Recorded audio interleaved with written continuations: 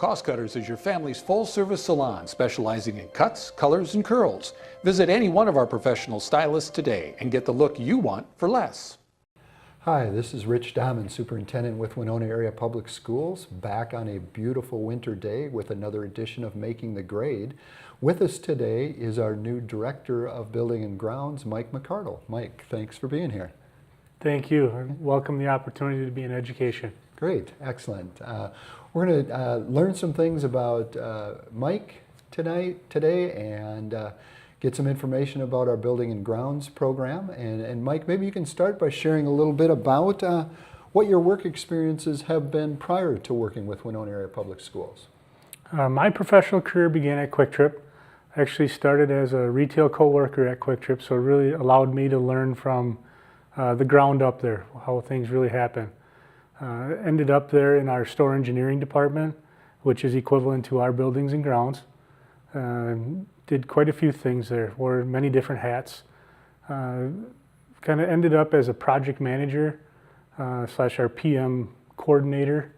So it really allowed me to get that first taste of what buildings and grounds was going to be all about. From there I transitioned to Festival Foods for a brief stint, and then most recently I've been at Mayo Clinic Health System in La Crosse. While at Mayo Clinic, I was our facility supervisor. So encountered a lot of the same things here. You know, some older buildings, but still have a lot of life left in them, and we just got to maximize the life of those buildings. Yeah, excellent. Well, it's great to have you here with Winona Area Public Schools and on this edition of Making the Grade. Mike, I know that you replaced a longtime Director of Building and Grounds, Bill O'Laughlin, who retired in January, and have been on the job for a couple weeks now. So, and it's been an interesting couple weeks with all the weather that we've been having, and we'll talk a little bit more about that coming up. Before we get into some of those specifics about your role, can you share a little bit about some of your personal hobbies or things that you like to do, or family? My family is my wife Stacy and my daughter Raina. Stacy and I spend a lot of time in and out of gymnasiums, chasing Raina from court to court or sport to sport. So, but we really enjoy it. Raina's a 7th grader. We reside in Holman, Wisconsin, and she's in that school district. And again, she keeps us really busy hopping from place to place or practice to practice. So a lot of fun there. Yeah, that's excellent. It always is fun when kids are in that age, that middle school age, they're involved in a lot of activities. It's always exciting as parents. Mike, can you share a little bit about your role as Director of Building and Grounds for Winona Area Public Schools? For this early stages, it's really evolving for me. Learning something new every day might be as simple as meeting somebody new every day. I really see my role as making all of our buildings as safe as possible and as functional as possible. And that starts when people pull up, the aesthetics, the grounds, whatever it may be. So I got to learn each person's role and what they do and really maximize what we have in place. Excellent. What are some of the major tasks for your department? For our department, I really need to understand what they do thoroughly in and out. So whether that's somebody that gets there in the morning, somebody that's there in the afternoon, or we have an emergency to deal with. Currently we're dealing with snow removal, as you know, and it really eats up a good portion of the day, eats up a good amount of labor hours. That doesn't mean we can't not take care of the inside of the building at the same time. So guys are really trying to be flexible and multitask. I've seen your staff, even on the days where school is canceled because of snow, sometimes their job is even busier on those days with all, not only clearing off parking lots and sidewalks and entrances, but finding a place for all of the snow. What are some of the things that you've seen in the weeks that you've been here so far with the snow removal? It's a challenge for everybody right now, city included. We've got a couple elementary schools, you know, in the heart of in residential areas, and so we got to really keep sight lines clear for drivers, and keep it safe for our students.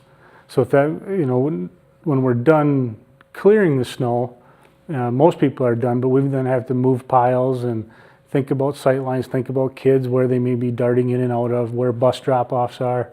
But yeah, so it's really it's a multiple day event when we get a snowfall. And it really is important to key on that safety aspect because not just through the traffic and the driving and getting the buses to school, but also with the piles of snow and making sure that the walkways are clear of ice and things like that. So it's an important role that's been a little bit bigger this winter than it has maybe some other winters in the past. So we really are thankful for the work that you and your crew have been doing there. In addition to the snow removal, what are some other daily tasks that the maintenance department performs in the schools or in the grounds around the schools? We've got just some routine tasks that they're doing on a daily basis, whether that's cleaning up after lunch or setting up for and taking down lunch tables. But there's a multitude of things. There's a lot of equipment maintenance that needs to take place. So even on those days where there's no students in the building or school's been canceled, that's their opportunity to catch up and run around, hit all these mechanical rooms and ensure all the mechanicals are working as intended. Mm-hmm. And how about in the exterior of the buildings? I know that right now that's really key to around snow removal, but at some point we'll have some green grass and we'll be getting ball fields ready in the spring for some spring athletic events. Does that also fall under the category of your department's work? It sure does. We take care of prepping all those fields, cutting all the grass. And some of it for me personally is a challenge right now because I've only seen all the grounds covered in snow. So I'm trying to envision what it's going to look like, what kind of square footage do we have to maintain, what are those sight lines, is the first thing that the public sees when they pull into one of our schools. I want to really focus on those and get them cleaned up and make them pop and make it attractive to those driving by. Excellent. And being real new to the school district, what are some things that have been challenges for you so far? For me personally, it's just meeting people. And then when I meet those people, remembering their names, and or their roles. I really want to figure out where I fit in and how I fit into the lives of those people professionally. How can we help them? How can we make things better? Another definite challenge for me will be the budget. It's just different. I've never seen a school budget, so trying to figure out how numbers came to be and then how to work within those numbers will be a challenge as well. And it'll be ongoing. And I just have to continually ask a lot of questions. And I even asked the buildings and ground staff, I said, my door will always be open, but please introduce yourself. Even if I know who you are, please introduce yourself, just to reiterate, and I remember names. Mm-hmm. Mike, what would you say are some of the top goals for the Building and Grounds Department and for yourself personally over the next few months and even the next couple years? Really want to maximize our efficiencies. In any line of work, education included, we're not just going to be granted additional FTEs to do work. So we need to make sure we're maximizing everybody's efforts. Even if that means pushing somebody outside of their comfort zone or asking them to do a little bit more. And it's all doable. We just need to move their cheese a little bit and get them to understand that we're a key component and that what we do people see and what we do matters, and we need to own these buildings a little bit and just maximize what we can out of the buildings. Yeah, I think that's a great goal coming up is building that sense of ownership, making sure that we have first-class facilities for our students and their families, and we have a lot of outside groups that come in and use our facilities in the evenings and the weekends too. So I think that's a very laudable goal. You mentioned getting around and meeting people because you've only been on the job for a couple of weeks. Have you had a chance to get out and get to know some of the people in the different school buildings? Like you said, it's been just a few short weeks here. And then in those few short weeks, we've had multiple days that were either shortened or canceled altogether. But I have been in each building. I've gotten to meet the administrators in each building, the building secretaries. Hope I don't have to take a quiz on who they might be, but I have met them.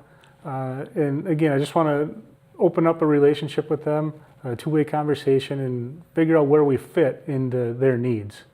That's something that I've heard you talk about a lot, Mike, is that importance of meeting the needs of our end users, whether those are the students who are in our classrooms, the families who send those kids to our schools, or our teachers and other staff members who are using our space as their workspace. So I've heard you mention numerous times in our discussions and even in your interview the importance of your role in providing that high quality work environment and work atmosphere for our staff and a learning atmosphere for students. So I think that that's laudable, and it's something that's a very important part of what we do. And it is very important to me. And it's any line of work, you have your vision of what you think or how you think it's supposed to work, but I'm not in that classroom. And so I don't want to tell them how to do their work. I just want to give them the ability to do that work without any obstacles.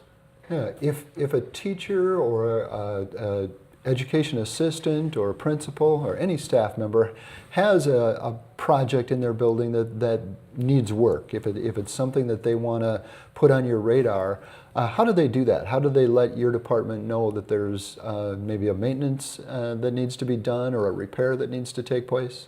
The repair I can speak to, there's a work order management program called School Dude that everybody has access to, and they can submit a request for anything from too hot, too cold, to a light out, so any type of those maintenance requests. From the project end of things, I'm still learning that, to be quite honest with you. From what I understand, I think it funnels up through the building principal, and then once that individual approves it, then it would come to me. And it's one of those things, I'm gonna have to ask a lot of questions. And I will ask a lot of questions, none of them to be critical of the ask, just so I understand the ask and make sure that what we provide or deliver is what they really wanted. Yeah, that's excellent, and you're exactly right. If there are larger maintenance needs, the staff members should talk to their principal and then filter those up to you. So that's perfect. Anything else as we're closing out this segment of Making the Grade? Anything else that you want to add about your work so far or how things are going with Winona Area Public Schools?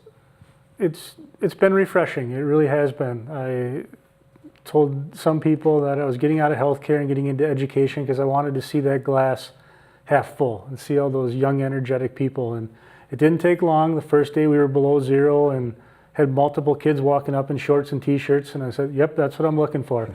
Is a little bit of influx of energy there, or just not knowing any better. Yeah, it always is interesting to see how some of our offices are in the high school and how some of the high school students prepare themselves for the cold weather compared to some of the younger students or some of us older adults. So, yeah, well, it's been great to have you as part of Winona Area Public Schools. Welcome to our school district, and thank you for joining us today on Making the Grade. Appreciate it, thank you. Elevate your HBC TV experience with the latest technology to hit your whole home entertainment system. Record up to 6 programs simultaneously and save up to 350 hours of your favorite shows. Pause a program you're watching in one room and pick right up where you left off in another. Video on demand, wireless set-top boxes and mobile device streaming, apps including Alexa, Netflix, YouTube, and more. Call 888-474-9995 to learn more or visit hbci.com/elevate today. What's a Southern girl? It's waking up before the sun rises. It's loving the simple things in life like the dirt roads that lead you home. It's working hard to get what you want. It's hanging your own stands, breaking your own ground, and strategizing every little move for that one moment when everything you've worked for is standing right in front of you. Even if I fail a million times, I keep pushing myself till I'm exhausted, filthy, and about to give up. And that's when the adrenaline hits. It's not too late to watch The Masked Singer. This is the greatest show! And Fox Wednesday, you simply cannot miss one ridiculously fun minute. We're all part of a big musical. Who sung it? I need more clues, people. I'm not that smart. You won't believe the celebrity we unmask next. I think I know that voice. No way! The Masked Singer, Wednesdays at any time on demand or Fox Now. Cost Cutters is your family's full-service salon specializing in cuts, colors, and curls. Visit any one of our professional stylists today and get the look you want for less. Hi, this is Superintendent Rich Dahman with Winona Area Public Schools, back for the second segment of Making the Grade.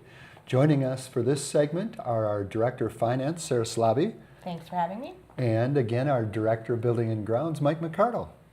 Thank you. So welcome to both of you. Thanks for joining us today. We're going to talk a little bit about our upcoming referendum projects.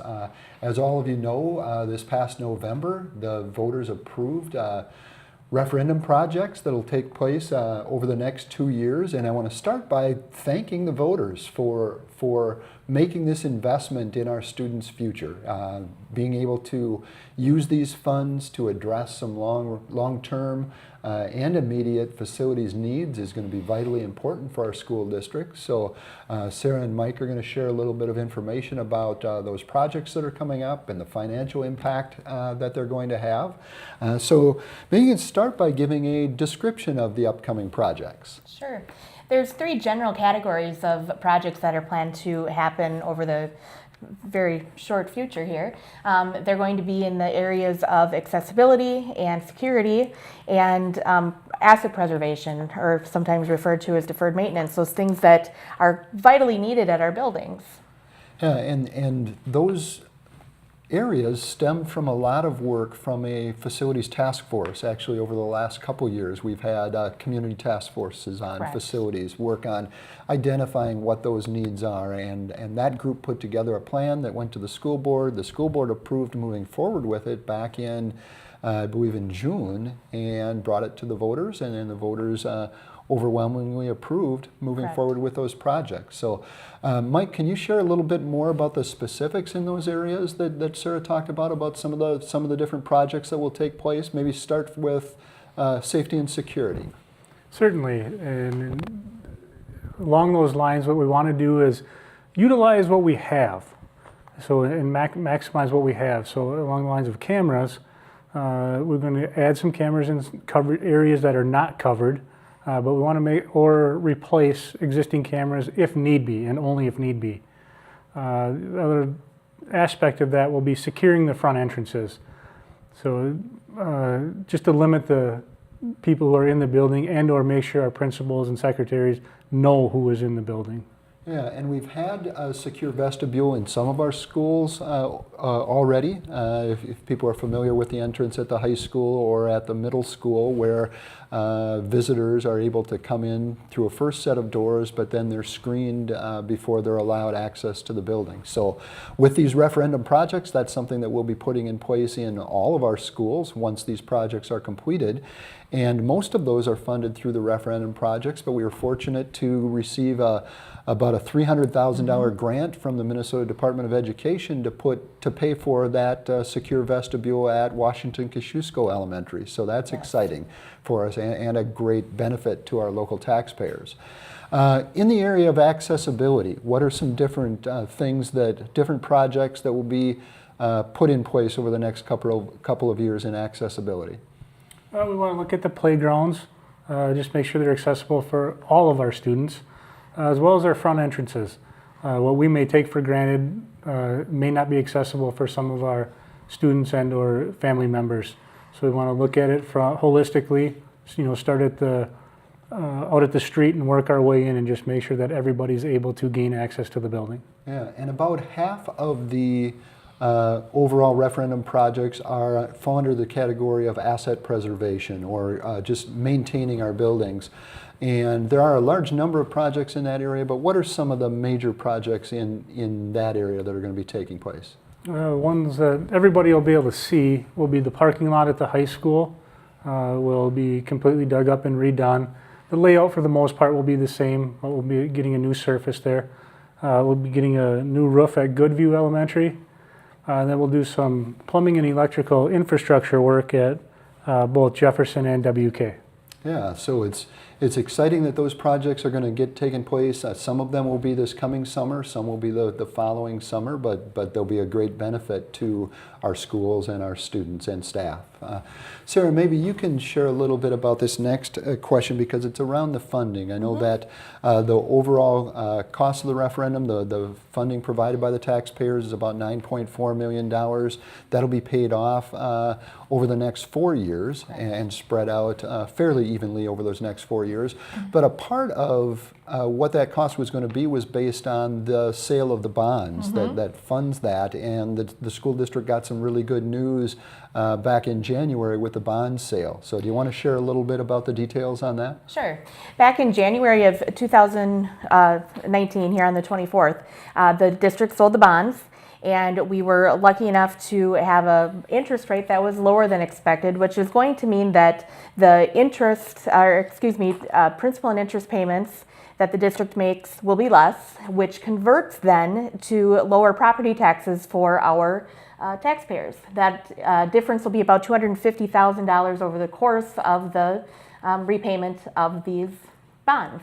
Yeah, so it was good timing on the sale of the Wonderful bonds. timing. I think if I'm remembering correctly, the interest rate came in at about 1.86%, which was lower than we had estimated, and as you mentioned, about $250,000 savings over the course of those 4 years of payments for our area taxpayers. So that's excellent Correct. news. It's wonderful news. Less property taxes for taxpayers while having the same funds available to be able to do all of these projects. So it was wonderful, wonderful news. Yeah. And now that those referendum funds are available, what's the timeline for the referendum work? What does that look like? Some of that's underway already. A lot of it has taken place, I know, before I even got here. I can personally speak to the fact that I've communicated with the architecture firm, and we've been out and met with building principals, building secretaries, to see how we can come up with a final set of plans for that secure aspect, securing those vestibules. And you had mentioned earlier that the high school and the middle school have those, and we're trying to mimic those, trying to get that same type of window in. And how do we do that with our existing building and without disrupting too much of the structure that's there already? Yeah, and as Mike mentioned, a couple of the bigger projects are those security projects, the secure vestibules at some of our elementary schools, the parking lot project at Winona Senior High School.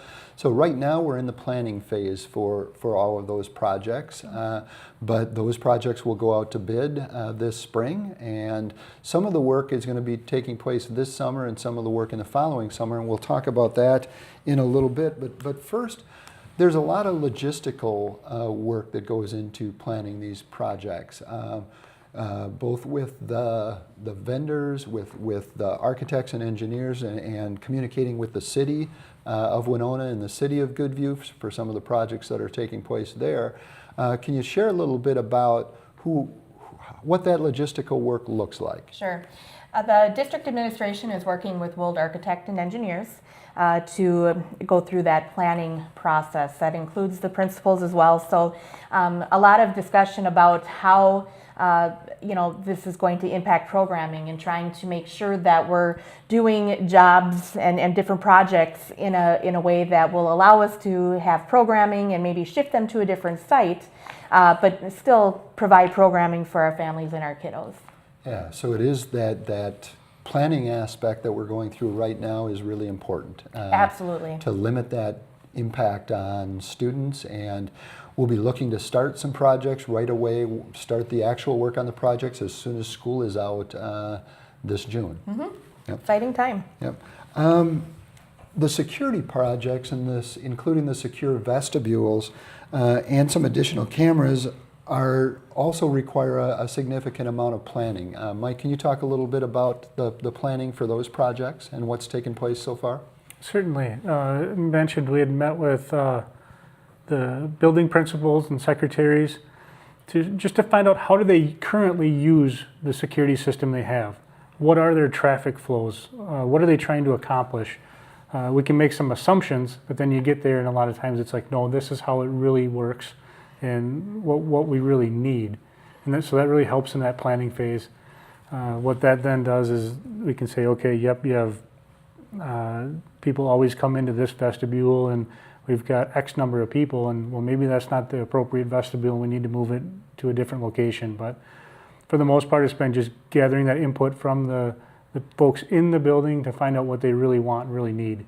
Yeah, I know that I sat in on some of those meetings where we were looking at current camera placement for security cameras and where we need additional coverage or maybe an upgrade on some of the cameras. But as you mentioned earlier, we're really It's an expansion of our current system with our cameras, but also updating some of that equipment. And then those secure vestibules are going to be an important part of our making sure that we ensure a safe learning environment for our students. So I appreciate the work that's going into those. I know that because of the extent of some of the work, including the reconfiguration of the parking lot at Winona Senior High School, we are going to be closing some of our buildings this summer, where typically we have a lot of activity going on in our buildings over the summer. So Sarah, can you share a little bit about what's going to be happening this coming summer in our different schools? Sure. Goodview, Jefferson, and the Winona Senior High will be closed over the summer. And that, as Superintendent Dahman said, is to allow for things like the parking lot at the senior high to be done, and also to take care of those things behind the walls, like replacing original plumbing and electrical work, which requires us to close things down. So those 3 sites will be closed down during the summer months here, and will be operating from a program standpoint out of Winona Middle School and WK Elementary. Yeah, and we do have a lot of both our in-school groups and outside groups that utilize our facilities, and we're going to be able to continue to have all of those programs, but they might not be in the place where they usually are held. As you mentioned, this coming summer with Winona Senior High School being closed, some of those activities that in past summers have taken place there might be relocated to the middle school for this coming summer, and the same thing at our different elementary schools. And then the following summer, a lot of the work at the middle school will take place, and the high school will be completed, so the high school will be available in the summer of 2020. All right. How can the community stay updated on the different projects that are going on? How are they able to stay alert to what projects are happening and where they're taking place? A lot of it for us will be present in the schools, just to get those updates and find out where we're at and what kind of timeline we're at.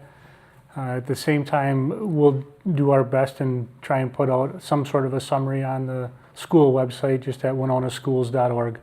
Yeah, we encourage people. There's a Referendum 2018 page on winonaschools.org that's regularly updated with information as it comes in about the projects, especially as we get into spring and into the summer months when those projects are taking place. We'll provide some pictures of the projects that are going on and some updates to community members that way. So I want to thank you both for joining us today and talking about the referendum projects. And I also want to again thank all of our staff for all the planning that went into the referendum, and especially thank the voters and taxpayers of our school district. It is a great investment in the lives of our students and staff. So thanks to everyone for those projects, and we're really excited about how those projects are going to play out over the next 2 summers.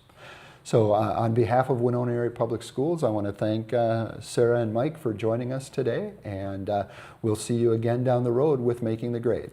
Thank you. Cost Cutters is your family's full-service salon specializing in cuts, colors, and curls. Visit any one of our professional stylists today and get the look you want for less. Today's households are using more connected devices than ever before. TVs are streaming, smartphones are browsing, security cameras are watching, and virtual assistants are, well, assisting. You'll need an umbrella today. As you add more devices, we are constantly improving our technology to deliver the fastest and most reliable internet to your home. So make sure you have enough bandwidth. Get blazing fast speeds up to 1 gig from HBC. Call 888-474-9995 today.